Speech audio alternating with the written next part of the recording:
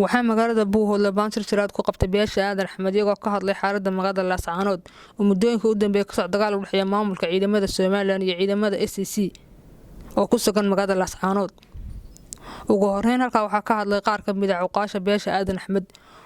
ugu dambeyntii ayaa halka waxa la soo war-saxaafada ku saxiixan yahay Garaad Cabdilaahi Axmed Cabdi oo ah garaadka guud ee beesha Aadan Axmed. warmurtiyeedkan ayaa waxaa akhriyay Cabdirasaaq Xaaji Xasan waa kuwan iyagoo ka hadlayo goob aan tagno oo aan guul ka keenin nin sheegayaa ma jiro maantana sidii oo baanu nahay mansho iyo maal iyo qalab mid walba ilaahay waa nasiiyay waa ku galeynaa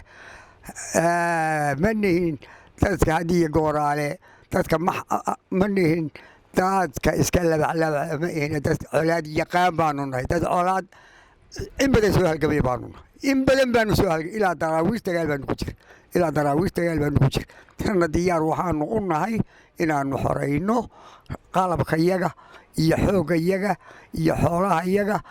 inaanu ku xoreynaanu diyaar u nahay. waxaan ka hadlayaa hadallada xanta Aadan Axmed ku soconaya dhagtayada ka badatay Laascaanood. Aadan Axmed isaga ugu horeeyay isagoo garaadkiisii wata 83 nin baanu ku tagnay garaad qoro 83 wata ma jirin tawan ka hal maana dayicin meel iska baanaan geyn waanu haysanaa waa ka xirada noogu jira waxana dagaalkii ku jira waxana xirada inoo yaali cid taladoodu ka go'to oo aan Aadan Axmed hayna ma jirto cid ay taladoodu ka go'do oo Garaad Cabdilaahi Axmed Sulub iyo beeshiisa oo ay taladu ka go'daa ma jirto. meeshan waxay ka ahayd hormuud halganka cid ugama horeyn ilaa iyo maanta dagaalku bilaabmayna hub iyo ciidan iyo calaf mid walba waxay ka ahayd hormuud imankana hormuudkii bay ka ahaanaysaa. ciidanka iyaga ugu horeeya wuxuu joogaa jidaha hore ciidan waliba ciidan xoog leh oo hubka ugu tayada wanaagsan wata oo ilaa maanta iyo maalintii halkan ku bilaabmayna aan cid ka horeyn safka hore ku jiray wixii kale matalan noo harsan iyagana waxaanu diyaar u nahay in aanu geyno oo aan mataqaanaa aan waxba lahayn. halganka gobolada SSC Khaatumo qayb libaax baanu ka qaadanay waxaanu geynay madaafiicdii waxaanu geynay suuyadii hoobiyayaashii biitaynadii haddii ilaahay ku samogol yahay infantarygii jiibabkii iminka intaana waxaa horkacayay oo geeyey garaadka beesha Aadan Axmed Garaad Cabdilaahi Axmed Cabdi Ducaale. iminkana waxaanu diyaar u lanahay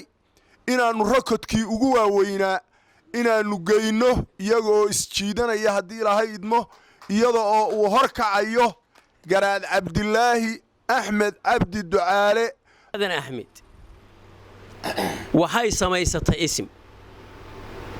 isim bay samaysatay isimka waxaa la yiraahdaa Garaad Cabdilaahi Axmed Sulub. wixii u dhacayna waa la ogaa warinaan waxba u dhicin oo aan waxba hayn oo gaadi dagaal hayn oo dad hayn inuu yiraahdo albaabkan ka xiranaya oo talada aniga iska leh de waxay noqonaysaa haddaba adigu talada intaad u talin karaysid u tal intu talinayna waa la yaqaanaa doonaba ka ahaad guddi dhulbahantana lama soo hadlay cidii annaga noo timid ee wax naga weydiisay wixii lagu kaxeeyana kaxaysay waxay ahayd raggan oo hogaaminaya garaadka cusbi Garaad Cabdilaahi. inta dambana cidda hadda nala wadaa waa xiriirkii aanu la sameynay guddida anagu toos baan ugu tagnay maadaama meesha dagaal ka socdo markii lixaad aan tagay Laascaanood weey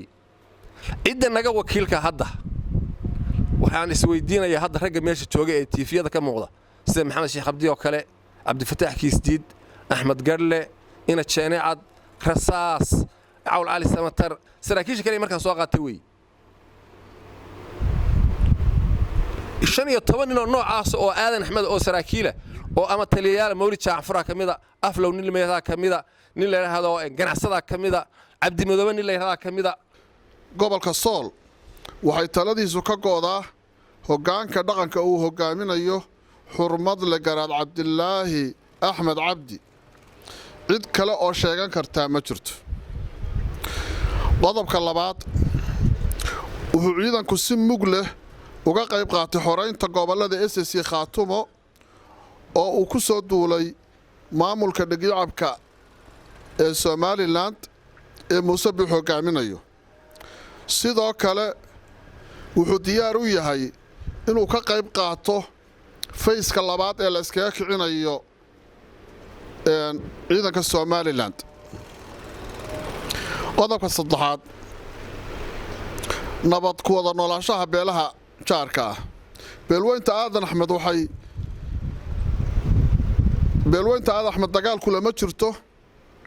beelaha jaarka ay yihiin waxayna ugu baaqayaan inay dhinacooda nabadgelyada ilaaliyaan qodobka afraad oo ah aayaka talinta iyo masiirka SSC Khaatumo beeshu ma aqbali doonto go'aano aanay qayb ka ahayn oo ka mid ah aayaka talinta iyo masiirka reer SSC qodobka shanaad mahadnaq waxaan u mahadnaqaynaa iyo bogaadin baan u jeedinaynaa golaha 33 ah ee SSC Khaatumo oo ilaa ya hadda sidii loo baahnaa shaqadii u haya sidoo kale waxaan u mahadnaqaynaa ciidamada jamaahiirta reer SSC Khaatumo waxaan iyana u mahadnaqaynaa mahadnaq iyo bogaadin baa u direynaa siyaasadda madaxweynaha iyo madaxweyne ku-xigeenka Puntland ee gaadhsiisan ilaa ay ku dhawaaqeen haddii dhulbahanta aayaka talin SSC aayaka talin gaar ay la timaado in loo furi doono dastuurka Puntland oo ay awal ku cadeyd Puntland waxay ka kooban tahay 5 gobol iyo degmada Buuhoodle in loo furi doono ilaa heerka gaarsiiyay baanu taageeranaa sidoo kale waxaan mahadnaq iyo bogaadin u direynaa walaalaha iyaga hiil harti oo naf iyo maalba u soo horay halganka lagula jiro dhigyacabka Muuse Biixi iyo ciidanka uu soo qalday sidoo kale waxaanu mahadnaq iyo bogaadin u direynaa dhammaan shacabka iyo shakhsiyaadka isbarbar taagay halganka reer SSC Khaatumo SSC Khaatumo qodobka lixaad waa tala soo jeedin waxaan ku tala bixinaynaa in la kala sooco siyaasadda iyo halganka oo haddii laga fursan waayo la dhiso 9 xubnood oo ku meel gaar ah oo dib loo dhigo wixii siyaasadda ee khilaaf ku keeni kara halganka sidoo kale waxaan ku tala bixinaynaa in aan lagu riyoonin in wada hadal la yeesho Somaliland inta ciidanka Somaliland ku sugan yahay dhulka SSC Khaatumo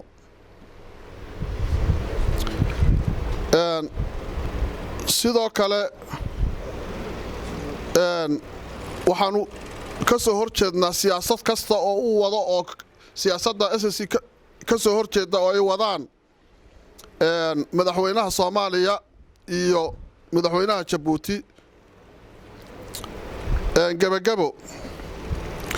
waxaanu mar walba diyaar u nahay in aanu wada tashi ka yeelanno xaalad kasta iyo duruuf kasta oo halgankaasi wajiga keenaba inaanu mar walba shir